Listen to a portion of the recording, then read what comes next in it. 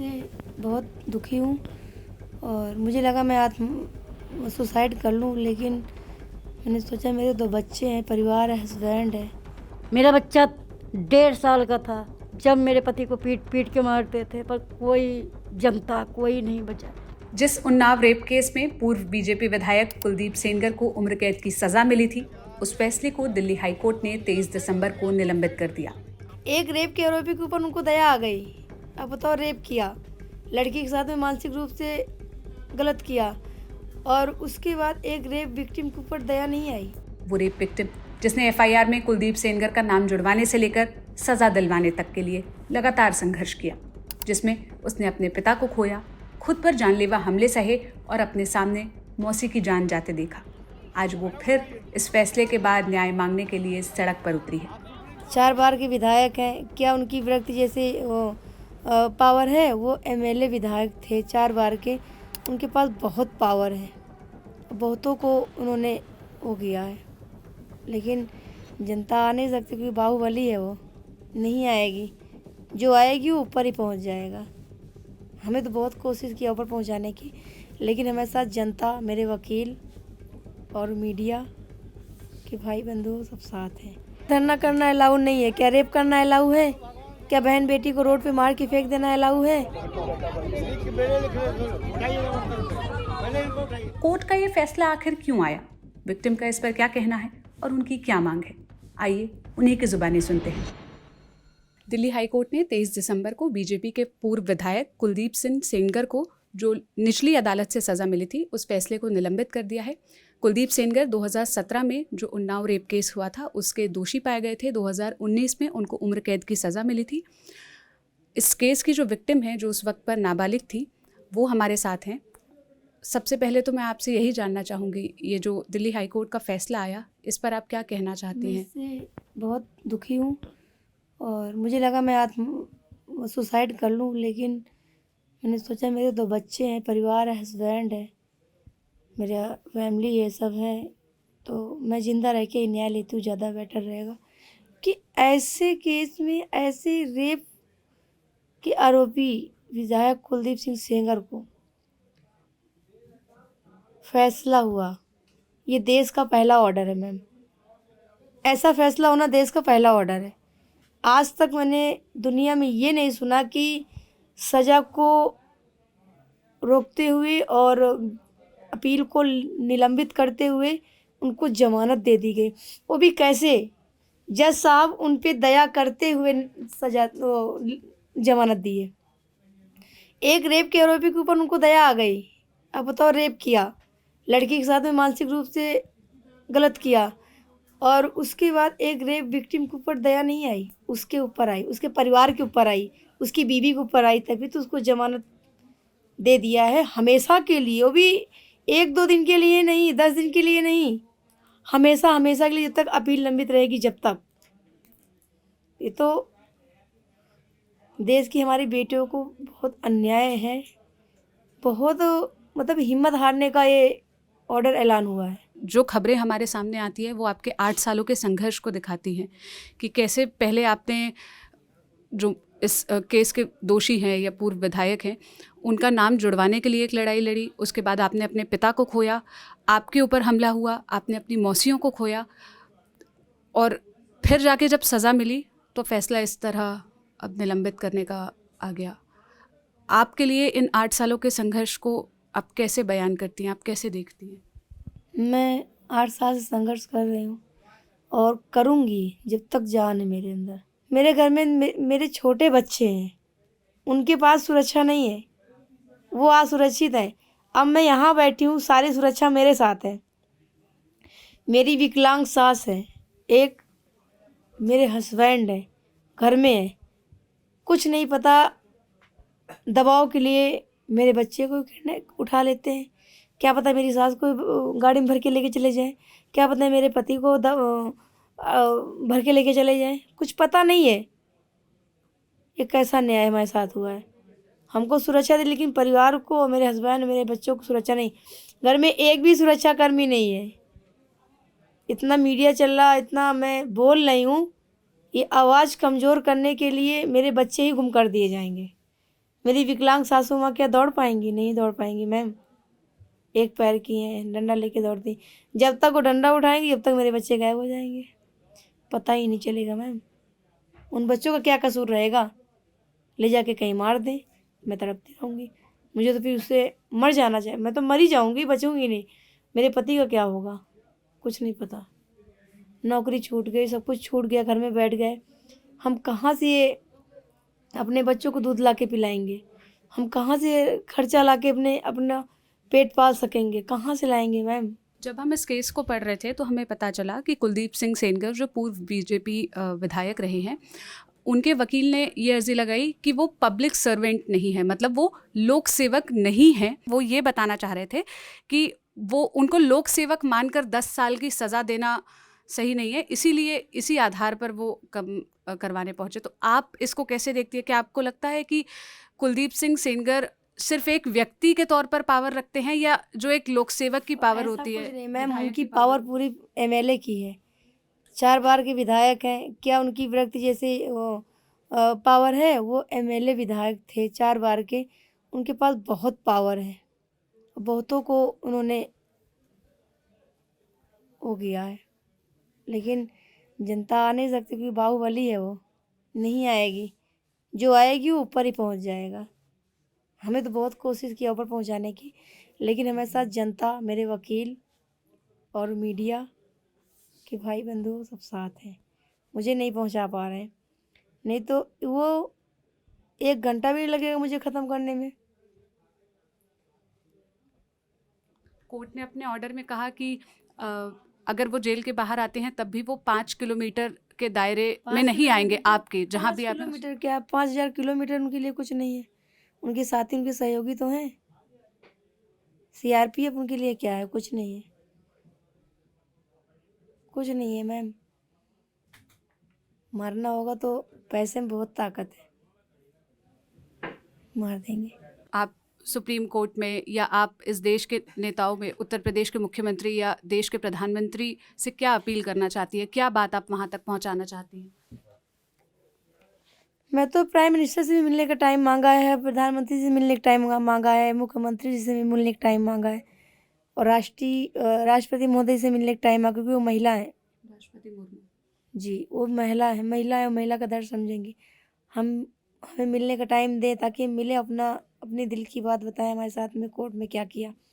हम high court को allegation नहीं लगा रहे हैं, ना हाई कोर्ट के ऊपर सवाल कर रहे हैं। हम हाई कोर्ट में जो 2 जज बैठे हुए हैं बेंच पे, मैं एप्लीकेशन भी स्पीड पोस्ट किया है अपने हाथों से लिख के कि सर आपके पास ये मैटर बार बार आ रहा है, ये मेरा मैटर किसी दूसरी कोर्ट में ट्रांसफ़र किया जाए।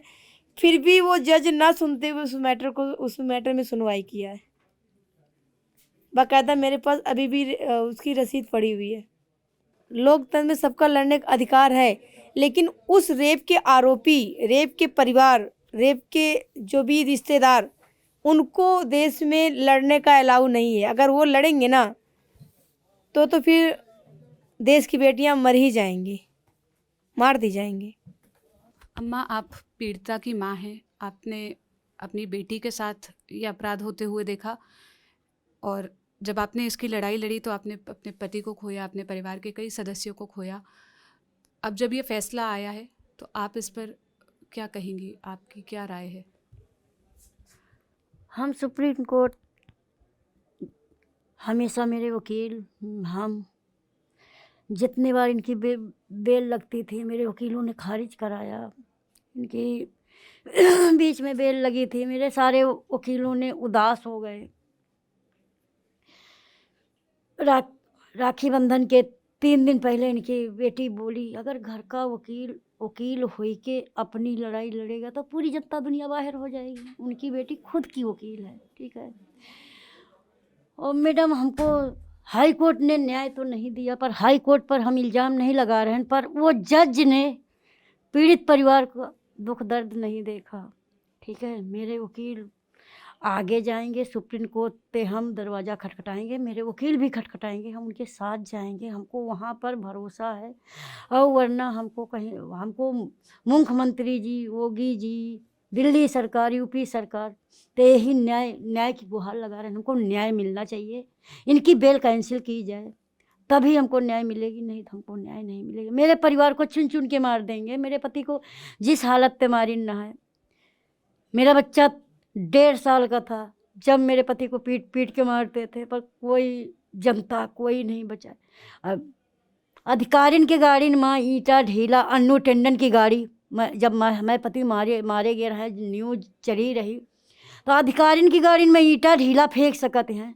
अगर इनका हाई कोर्ट ने बेल दिया है तो गोला नहीं फेंकवा सकते हैं। जब आधिकारिक गाड़ी में शीशा टूट सकत तो गोला नहीं फेंकवा सकते। ये तो हम 100 कदम पर 50 कदम पर दूर रहेंगे तब भी गोला फेंकवा सकते हैं। मैडम ये अपने हाथ नहीं करेंगे, ये खुद कराएंगे, अपने मनैत कराएंगे कि इनका नाम ना आए। पर हमको इन पर बहुत खतरा है। इनको नहीं बेल नहीं, सुप्रीम कोर्ट बेल नहीं दे तभी हम सुप्रीम कोर्ट का दरवाज़ा खटखटाते हुए अपने वकील साथ जाएंगे। हमको न्याय मिलेगी। न्याय का भरोसा है कि हमको सुप्रीम कोर्ट और जनता और सरकार पर भरोसा है कि हमको अभी न्याय का भरोसा है। इनकी बेल कैंसिल की जाए। जब से ये घटना हुई 2017 से आज 2025 है, 8 साल हो गए इस बात को। लगातार इस केस में कुछ ना कुछ हो रहा है। आप लगातार कभी कोर्ट के चक्कर काट रही हैं, कभी मीडिया वाले आपके चक्कर काट रहे हैं। आपका जीवन कैसा है, कैसे बदला है? क्या ये एक जैसे आम आदमी जीवन काटता है, आप वैसे जीवन काट पा रही हैं? मैडम जितना हम लोग, मेरा परिवार दुख तकलीफ जितना काटी सी, उसके बाप को ख़त्म कर रहे हैं। 7-8 लोग बंदूकन के नालन पे नीम के पेड़ में अपने गेट के अंदर मार रहे हैं। मेरा बच्चा 1.5 साल का गेट के ऊपर चढ़ा, मेरे पापा को ढील, इनका घर मेरा घर मैडम केवल 2 कदम के दूर है। मैडम मेरे पति को मारते थे, मेरी सासू माता हाथ जोड़ के चिल्लाती थी, मेरे पति को ढीली नहीं। पुलिसकर्मी खड़ी है, खींच खींच के मार रहे हैं। पर मेरे पति जी बोले थे अगर हम जिंदा रह जाएंगे तो किसी को छोड़ेंगे नहीं, और ना उनको जेल के अंदर ख़त्म करा दिया। आँखी में सुई भोंक भोंक के मैडम जेलर साहब खुद मिल गए। पैसा पर प्रशासन, उन्नाव का प्रशासन भी बिक रहा मैडम, पूरा माखी थाना बिक रहा मैडम। जब सीबीआई ये केस में आई है मैडम तब हमका थोड़ा आगे लाई, और सीबीआई फिर मिल गई हैं दिल्ली में। सीबीआई के वकील मिल गए हैं मैडम, तो हमको न्याय करिए। और जब हमारे वकील आगे जाएंगे, हम यही आपसे विनती कर रहे हैं, हमको हमारे वकील पर सहारा है। हमारे वकील सुप्रीम कोर्ट का दरवाज़ा खटखटाएंगे, हम जाएंगे, मेरे वकील जाएंगे, हमको वहाँ पर भरोसा है। और जनता पर, यूपी सरकार, दिल्ली सरकार, तो हम यही कह रहे हैं हमको न्याय चाहिए, इनकी बेल कैंसिल की जाए। मुझे फिर से बताइए, आपकी बेटी पर फिर कैसे हमला हुआ था? उस दिन क्या हुआ था? वो अपने चाचा से मिलने हुआ जाती थी रायबरेली जेल में। हाँ। वो वकील था, वकील के साथ मेरे 3 लोग, और मेरे वकील, मेरी देवरानी, मेरी पीड़िता लड़की और देवरानी की बहन, ये तीनों के कालिंग पुता के और सीतापुर जेल थे। उनका भाई जो मनोज सिंगर वो ख़त्म हो चुका, हार्ट अटैक आ गया। बयान की बेरिया आई तो उसका भी हार्ट अटैक आ गया। वो एक उसी की साजिश रत्ने थे, उसका एक्सीडेंट करा दिया। पीड़िता ख़त्म हो जाएगी, कहानी ख़त्म हो जाएगी, ये सब बरी हो जाएंगे। और वही मेरे साथ हुआ। हाई कोर्ट ने वही कर दिया। हंसते हुए उनको बेल दे रहे हैं। जज साहब को शर्म आना चाहिए। एक पीड़ित खड़ा है, मेरे वकील खड़े हैं, मेरे वकील को नीचा दिखा रहे हैं जज साहब। ऐसा नहीं करना चाहिए जज साहब को। हम हाई कोर्ट पर वो नहीं कर रहे हैं, इल्ज़ाम नहीं लगा रहे हैं। अगर हाई कोर्ट पर इल्ज़ाम लगाएंगे तो हमको न्याय कैसे मिलेगी? पर हमको वो जज पर सहारा नहीं, भरोसा नहीं। हमको अबे भी हाई कोर्ट दूसरा बेंच बैठा दी जाए तो शायद हमको वहाँ पे चालू हो जाए न्याय मिलना, और हम सुप्रीम कोर्ट तक आ जाए।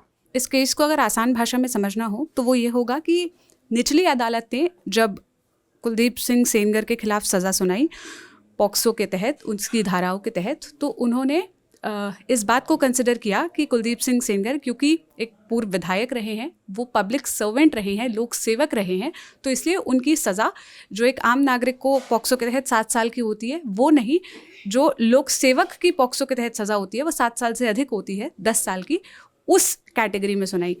इसी टर्मिनोलॉजी को चैलेंज करते हुए कुलदीप सिंह सेंगर के वकील हाई कोर्ट पहुँचे और कहा कि जो उनके क्लाइंट है यानी कुलदीप सिंह सेंगर है, उनको लोक सेवक नहीं माना जाना चाहिए, माने पब्लिक सर्वेंट नहीं माना जाना चाहिए। और हाई कोर्ट ने इस बात को एक्सेप्ट किया, नोटिस किया, और उसी के आधार पर ये जो निचली अदालत ने सज़ा का फैसला दिया था, इसको निलंबित कर दिया।